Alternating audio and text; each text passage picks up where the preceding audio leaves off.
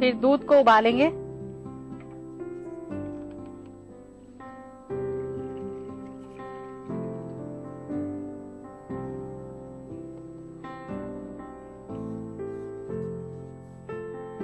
नाज़रीन, जब दूध उबलने लगेगा तो हम इसमें फिटकरी डालकर इसको फाड़ेंगे।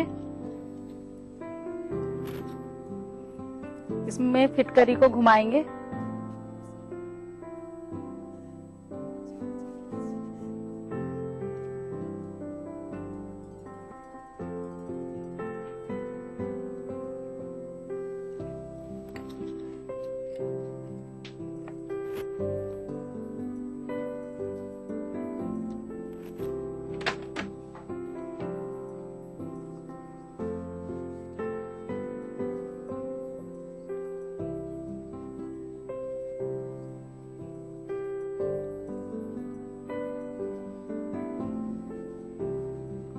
जब दूध फट जाएगा तो इसको चलाते रहना है और फिर थोड़ी देर के बाद इसका पानी अलग करना है।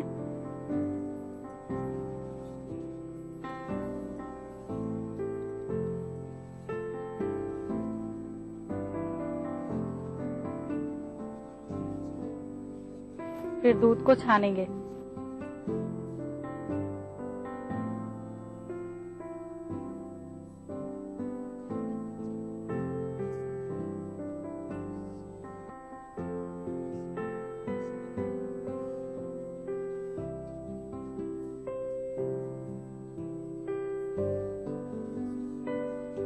फिर इसको अलग रखेंगे।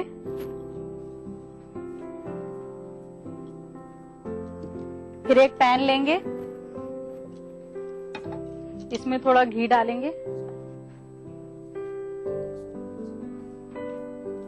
घी हम देसी लेंगे, प्योर घी।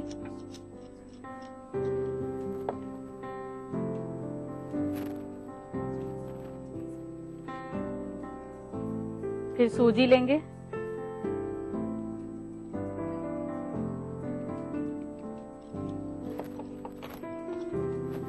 और इसको अच्छी तरह भूनेंगे।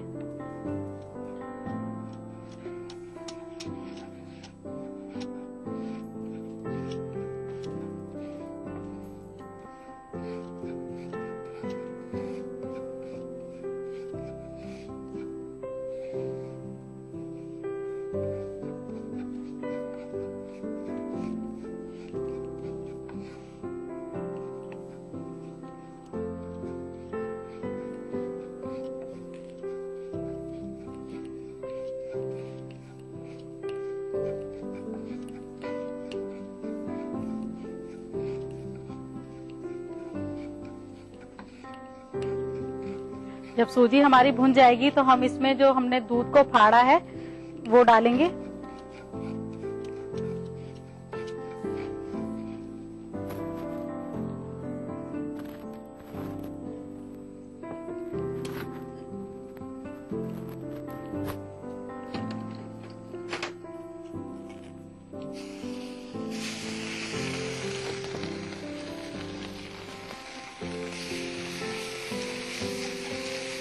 फिर दोनों को अच्छी तरह से मिक्स करेंगे।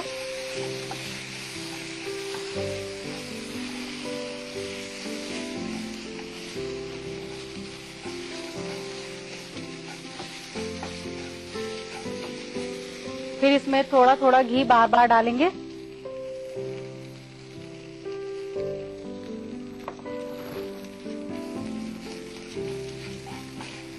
ताकि ये दूध और सूजी अच्छी तरह से भुन जाए।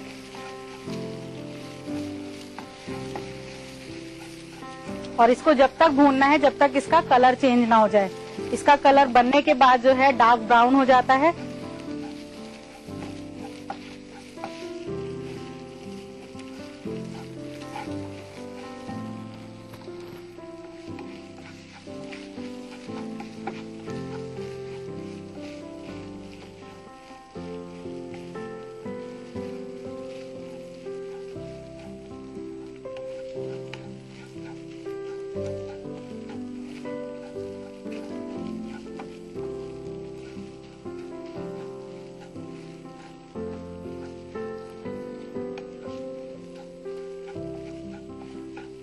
फिर जब इसका कलर चेंज हो जाएगा तो हम इसमें चीनी डालेंगे।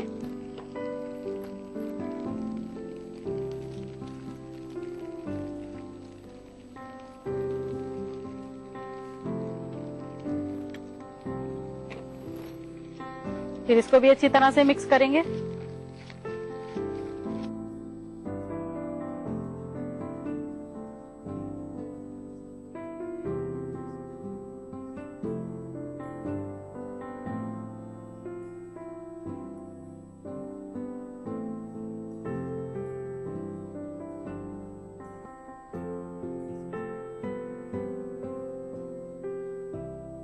फिर लास्ट में जो पानी हमारा निकला था दूध फाड़ने में, उसको वापस डालना है थोड़ा सा।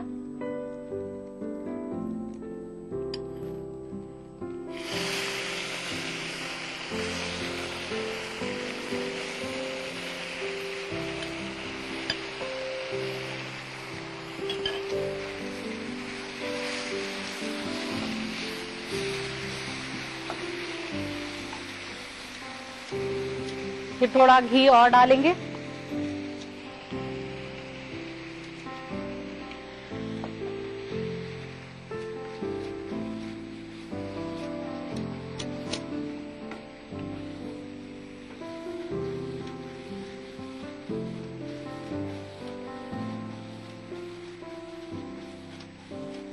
फिर इसमें काजू डालेंगे।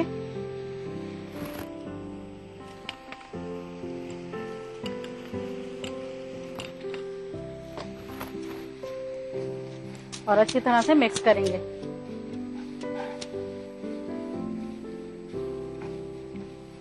इसको जब तक भूनना है जब तक घी अलग ना हो जाए।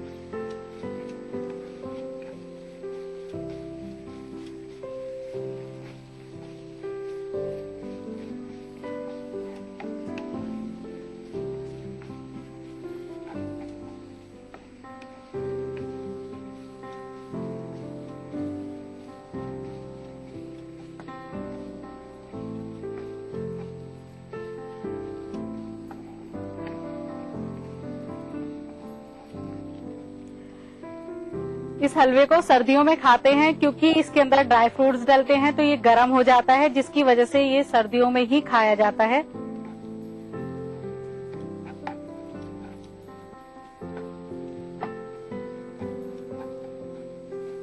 देखिए नाज़रीन, अब ये घी अलग होने लगा है। अब हम इसको सर्व करेंगे। अब हम हलवे को सर्विंग प्लेट में डालेंगे।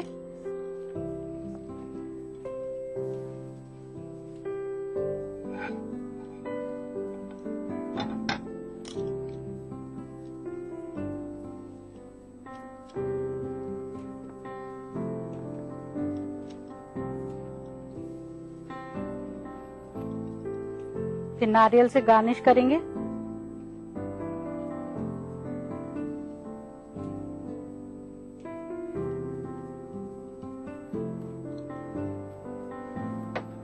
नाजरीन, बनकर तैयार है गोंदे का हलवा और मुझे उम्मीद है आपको पसंद आया होगा और इन सर्दियों में आप इसको बनाकर खाएंगी। तो इसके लिए नोट कीजिए इसकी रेसिपी।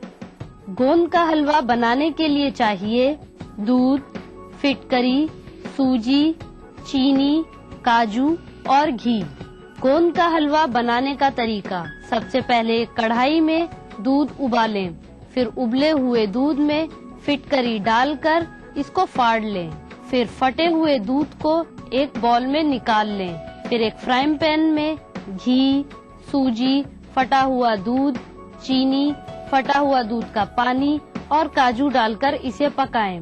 फिर प्लेट में नारियल डालकर सर्व करें। नाजरीन, क्या आप भी बनना चाहती हैं मेरे शो का हिस्सा?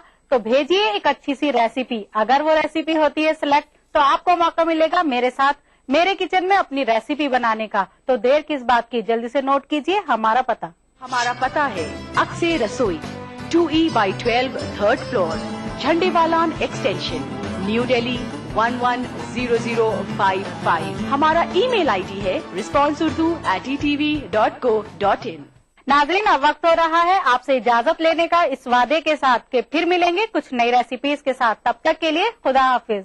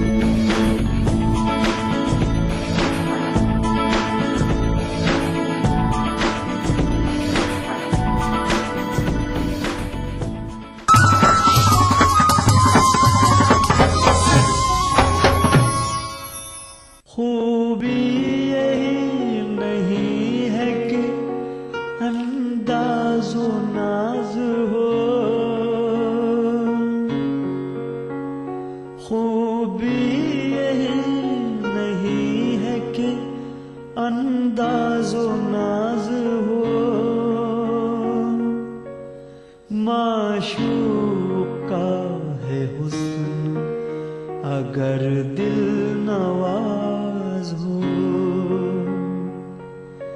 माशूका है हुस्न अगर दिल नवाज हो।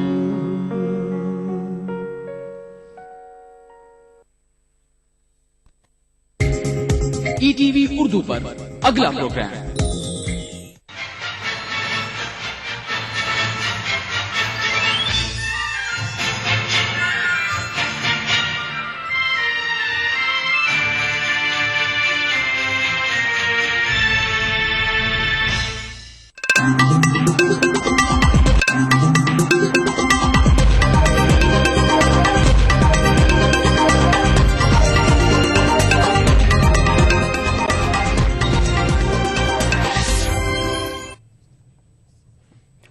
नाज़रीन आदाब, ईटीवी उर्दू न्यूज में आपका खैर मकदम है। आप देख रहे हैं खबरनामा। मैं हूं सैयद अहमद जिलानी। पहले नजर सुर्खियों पर।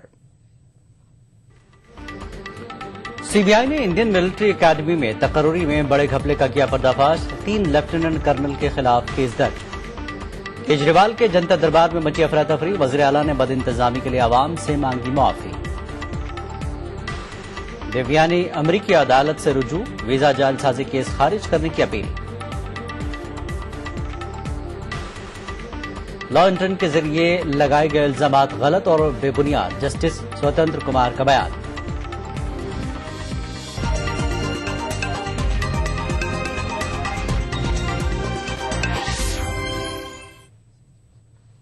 और खबरें तफसील से। सीबीआई ने इंडियन मिलिट्री एकेडमी में एक बड़े घोटाले का पर्दाफाश किया है। इस मामले में मरकजी जांच एजेंसी ने 3 लेफ्टिनेंट कर्नल के खिलाफ केस दर्ज किया है। सीबीआई जराये का कहना है कि लेफ्टिनेंट कर्नल अखिलेश मिश्रा, जगदीश बिश्नोई और अमरीश तिवारी पर इल्जाम है कि उन्होंने 2011 और 12 के दौरान मुल्क के बावकार इदारे IMA में ग्रुप सी और ग्रुप डी के तकर्रुरात के सिलसिले में उम्मीदवारों को जाली सर्टिफिकेट जारी किए थे। सीबीआई जराये के मुताबिक इन 3 लेफ्टिनेंट कर्नल के खिलाफ केस दर्ज किया गया है। इन मुलजमीन पर जालसाजी, साजिश और जाली सर्टिफिकेट जारी करने का इल्जाम आयद किया गया है। मुलजमीन से पूछताछ का भी इम्कान है।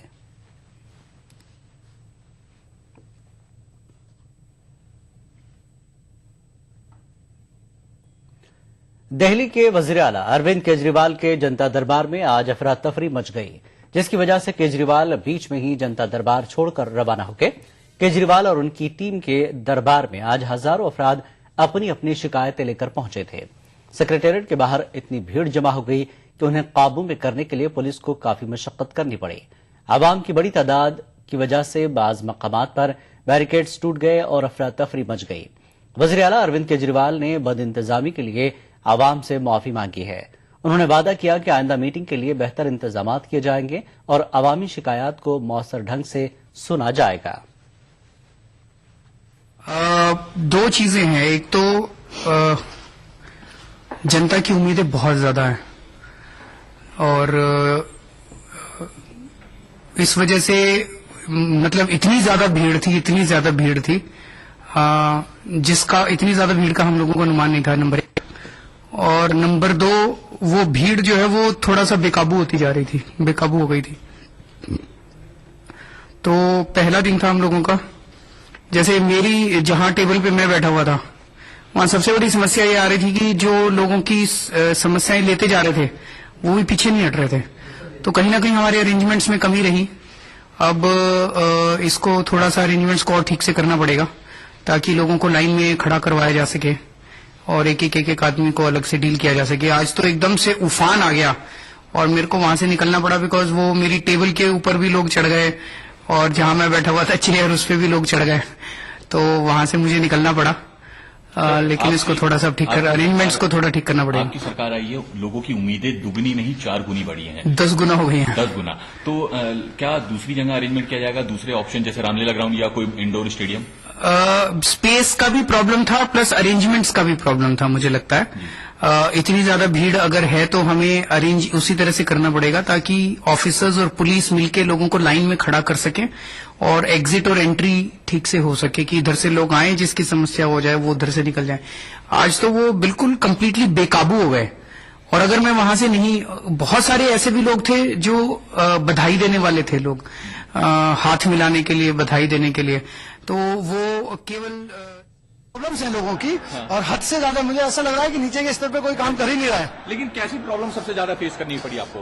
वो हर तरह की प्रॉब्लम है, किस तरह की प्रॉब्लम नहीं है यहाँ आपको पे? लगता है कि अभी 2-4 दिन सस्पेंड करने की जरूरत है व्यवस्था के लिए? नहीं, व्यवस्था भी बनाएंगे, लेकिन ये जो व्यवस्था दिख रही यहाँ, जिस तरह के लोग आ रहे हैं, इससे ये समझ में आ रहा है कि नीचे के स्तर पे जहाँ काम होना चाहिए वहाँ लोग सिर्फ दुखी हैं। इंडोर में होना चाहिए ये।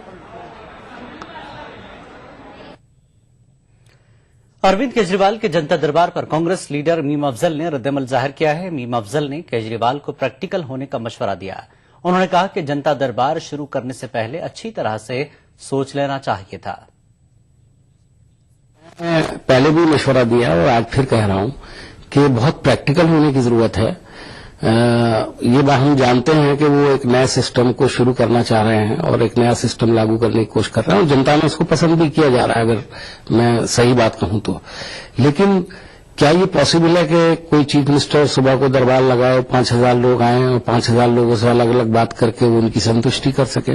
और जितना भी मुमकिन हो कोशिश करें, लेकिन ये तो मुमकिन नहीं है कि आप सड़क पर जनता दरबार लगाएं और वहां पर 5-10 हजार लोग इकट्ठे हो जाए। मैं तो समझता हूं जब जनता दरबार लगाएंगे तो बहुत सारे लोग तो सिर्फ ऐसे ही आकर खड़े हो जाएंगे, और जब लास्ट में वो भी अपना कोई मसला उठा करके रख देंगे।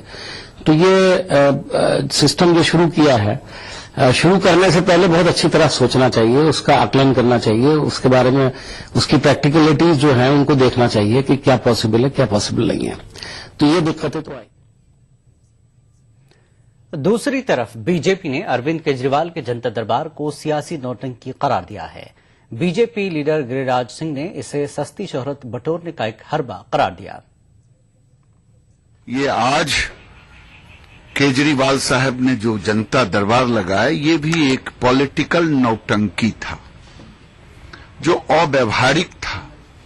कई राज्यों में मुख्यमंत्री जनता से मिलते हैं, और आज केजरीवाल जी को पता चल गया कि नौटंकी से सरकार नहीं चलता है, सरकार एक व्यवस्था से चलती है और जनहित के लिए काम करनी चाहिए, न कि नौटंकी करनी चाहिए।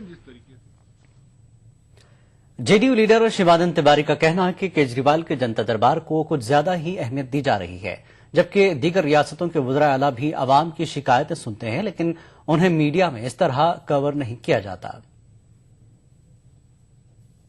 देखिए, जनता दरबार जो है हमारे यहाँ बहुत पुरानी परंपरा है। केजरीवाल साहब के जनता दरबार को जितना प्रचार मिल रहा है, अब उतना प्रचार और लोगों को नहीं मिला। हमारे यहाँ भी मुख्यमंत्री हर सोमवार को जनता दरबार लगाते हैं, या कई मुख्यमंत्री जो है देश के सप्ताह में एक दिन जो है जनता दरबार लगाया करते हैं। तो जनता दरबार लगाना अच्छी बात है। जनता जो है अपनी समस्याओं को सीधे सरकार के प्रतिनिधियों को, सरकार के मंत्रियों के सामने रखें, लेकिन सवाल यह है कि कार्रवाई क्या हुई, इसका मॉनिटरिंग जो है बहुत जरूरी है। हमने देखा है कि जनता दरबार में लोग जाते हैं, बार बार जाते हैं, निदान उनका नहीं हो पाता है। तो सबसे बड़ी जरूरत इस बात की है कि शिकायतों का निपटारा जो है उस पर जो है नजर रखी जाए, उसकी निगरानी की जाए और कोशिश की जाए कि अधिकांश जो समाधान होने वाली समस्या है, समाधान हो सकने वाली समस्या है, उनका समाधान हो जाए। खबरनामा जारी रहेगा एक ब्रेक के बाद। अपनाइए मिला स्किन क्रीम। इसको सिर्फ रात में इस्तेमाल करने से आपको मिले फेस प्रॉब्लम से आजादी। अब फेस प्रॉब्लम को कहिए बाय बाय। एली फार्मास्यूटिकल्स द्वारा।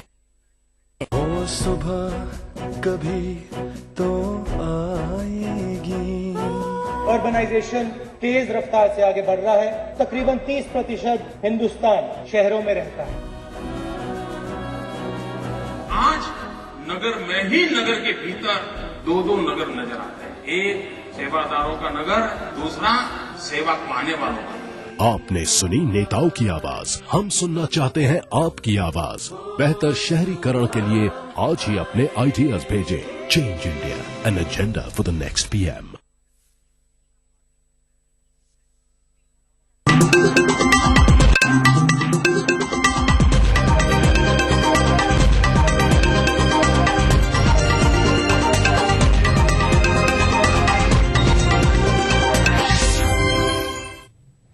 खबरनामे में एक बार फिर आपका खैर मकदम है।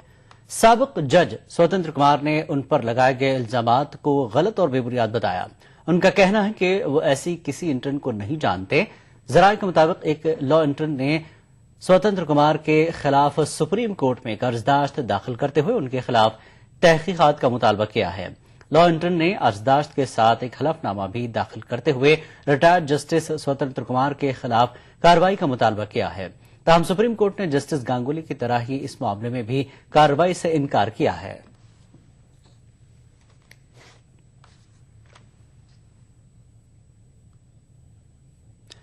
रिटायर्ड जस्टिस आरएस सोढ़ी स्वतंत्र कुमार के केस को जस्टिस गांगुली के केस जैसा ही मानते हैं।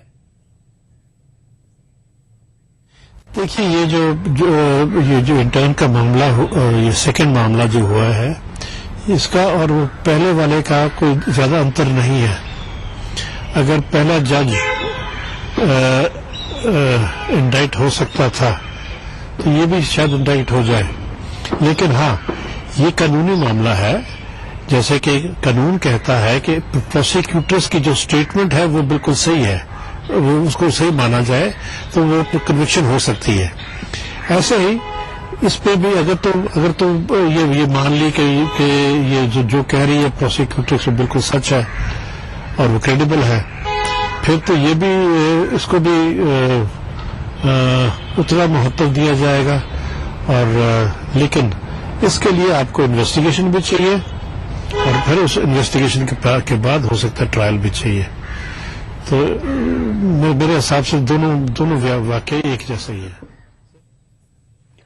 मारूफ वकील आभा सिंह का मानना है कि मुतासरा को इस मामले में एफआईआर दर्ज करानी चाहिए थी।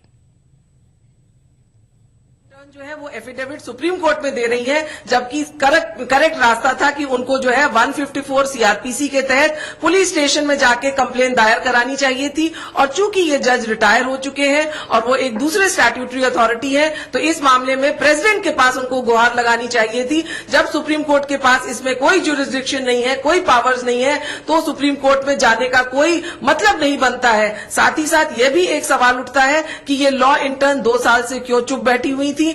39 सीआरपीसी क्रिमिनल प्रोसीजर कोड कहता है कि अगर कोई गुनाह हुआ है तो हर सिटीजन की ड्यूटी बनती है कि वो पास ही नियरेस्ट पुलिस स्टेशन के पास जो है जाके कंप्लेन लिखाए। तो इन्होंने 2 साल क्यों डिले किया, और वो भी एक ऐसे जज के खिलाफ जिसकी रेप्यूटेशन, जिसकी ईमानदारी की कहानी कही जाती है। और 67 ईयर ओल्ड जस्टिस गांगुली की जो है सिर्फ एक एलिगेशन पे उनको रिजाइन करना पड़ा, और ये भी एक बुजुर्ग 67 ईयर ओल्ड 65 या 67 ईयर ओल्ड के जज है, और उनकी एक एलिगेशन पे उनकी इतने सालों की रेप्यूटेशन, इतने सालों की मेहनत को दांव पे लगा देना कहीं भी न्याय संगत नहीं है। बीजेपी लीडर नजमा हेपतुल्लाह का कहना है कि इस मामले की जांच कराई जानी चाहिए ताकि सच सामने आ सके। It's very sad. I'm very angry also, because people who are sitting on such important position of giving judgment between good and bad, if they come unto such allegations, it's very sad reflection on our society and our system. And I feel the inquiry should be done, and then they should find out what is the truth in it. उधर NUJS के vice chancellor का कहना है कि वो इस मामले पर चीफ जस्टिस ऑफ इंडिया से बातचीत करेंगे। उन्होंने मजीद कहा कि उनके इदारे में शिकायती सेल है और अगर तालिबात को किसी किस्म की परेशानी हो तो वो सेल से रुजू कर सकती हैं। The faculty members, and after their internship, once they find that there is some difficulty, harassment or any other complaint, then within 6 months they should give such a complaint either to the Vice Chancellor or to any of the faculty members or to the Internal Complaints Committee. We have Internal Complaints Committee, and students should not fear about expressing their grievances in case there is such a grievance. Yes, for various purposes we are consulting, and on this issue also will be in touch with His Lordship or Chancellor. I don't know anything about Supreme Court's posture on this matter. I'm not in a position to say anything on this. Supreme Court is the highest seat of justice. It's the apex court of the country, they will take appropriate action. Goa इमारत हादसे में मरने वालों की तादाद बढ़कर 27 हो गई है। मलबे से आज भी 2 लाशें बरामद की गई हैं। फायर एंड इमरजेंसी सर्विसेज के डायरेक्टर अशोक मेनन ने आज मीडिया को बताया कि राहतकारी ऑपरेशन 7वें दिन में दाखिल हो गया है। मलबे से 2 लाशें बरामद की गई हैं।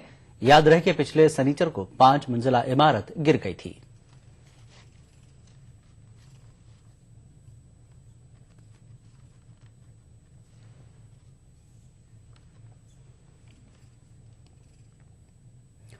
लोकसभा इंतखाबात की तैयारियों के पेश नजर कांग्रेस के नायब सदर राहुल गांधी आज कर्नाटक के पार्टी लीडरों के साथ तबादला ख्याल करेंगे। राहुल बेंगलुरु पहुंच गए हैं। कांग्रेस के नायब सदर, रियासत के वजीर आला सिद्धारमैया, केपीसीसी सदर जी परमेश्वरम समेत दीगर लीडरों के साथ रियासत के मुख्तलिफ सियासी मसाइल पर तफसीली बातचीत करेंगे। इस मीटिंग में राहुल गांधी के साथ मरकजी वज़रा शशि थरूर, मनीष तिवारी और सचिन पायलट भी शामिल रहेंगे।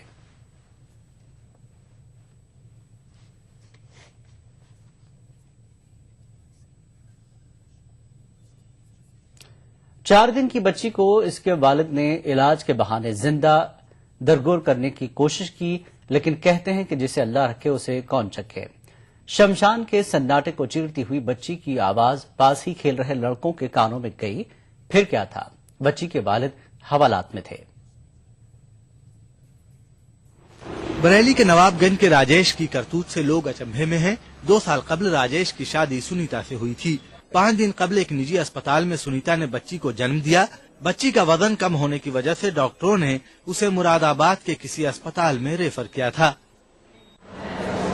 तो उसे किसने कह दिया था कि ये मर चुकी है, उसे दफनाने ले गए थे? सुनीता आपकी कौन लगती है? आपकी बेटी है, बहू है? ये तो बॉस ने जब डॉक्टर अतुल चौबे के अंडर में एडमिट थी, उन्होंने इसका ऑर्डर किया था कि इसको रेफर कर दिया जाए हायर सेंटर पे। तो उस टाइम तो रेफर किया था। अब क्योंकि और केस बिगड़ के आया है, वेट और कम हो गया है, अभी तो कुछ कह पाना मुश्किल है उसके लिए। इसके पापा जो हैं वो कह रहे थे इसकी डेथ हो गई। नहीं, ऐसा तो नहीं था। बच्चा यहाँ से लाइव गया था और जब आया तब भी लाइव था, डेथ तो ही नहीं थी इसकी। बच्ची को मुरादाबाद के अस्पताल में दिखाने के बाद राजेश उसे अस्पताल से घर ले आया, जहां मासूम की हालत बिगड़ने पर वो दोबारा निजी अस्पताल गया। लेकिन बच्ची की हालत ज्यादा बिगड़ने की वजह से डॉक्टरों ने उसे दिल्ली रेफर कर दिया, जिसके बाद राजेश अपने साले के साथ बच्ची को दिल्ली ले जाने की बात कहकर निकला और सीधे शमशान घाट पहुंच गया। शीरखार बच्ची को जिंदा दरगोर करने का उसने मंसूबा बनाया और जमीन खोदने लगा। इसी दौरान बच्ची रो पड़ी। बच्ची के रोने की आवाज सुनकर पास ही क्रिकेट खेल रहे लड़के शमशान पहुंच गए और अब दोनों पुलिस की गिरफ्त में हैं। तो मरा वो क्वेश्चन नहीं किया था, और मैं आपके लिए बता रहा हूँ। तो उन्होंने कहा था मतलब ये लड़की मतलब कहेंगे ज्यादा गंभीर हालत है, तो मैं डॉक्टर साहब इसे अपने हॉस्पिटल रख लेना, ये माँ के पास रह लेगी। तो उन्होंने कहा हम इसे अपने अस्पताल में भी नहीं रख सकते हैं। तो डॉक्टर साहब फिर क्या कही, तो उन्होंने कहा आप इसे दिल्ली या मेरठ ले जाओ, भैया इसकी मशीन है, वहाँ सस्ता इलाज हो जाए। तो लड़की की मतलब आगे सांस चल रही, बहुत ही गंभीर हालत हो गई, एकदम एक्सपायर समझी हो गई थी। तो हमने कहा इनसे कहीं हमने कहा तो बस देख लो फटाफट चल रहे हैं, लड़की भी ऐसी हालत तो क्या मतलब बिल्कुल एक्सपायर समझ के से हम ले गए थे। मतलब आके देखा, हिला डुला के देखा तो लड़की में कुछ नहीं था। और जब हम लोग ले गए थे यहाँ से, हमने कहा अब लड़की तो मतलब